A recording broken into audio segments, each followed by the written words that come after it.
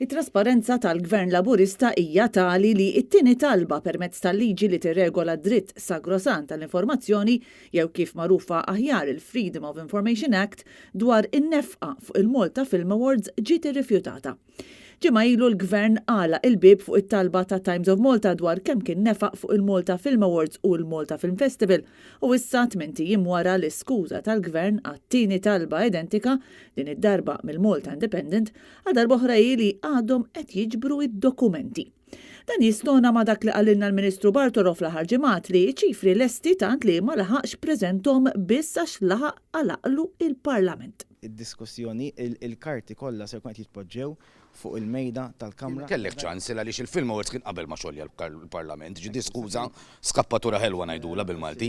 Le skappatura ħelwa mela x'inhi. Naħseb li tajtilna kemm. Aħjar nitqu ftit qegħdin f'nofs kampanja elettorali. Di mhux taddaħ, ma da flus il-poplu sur Bartola.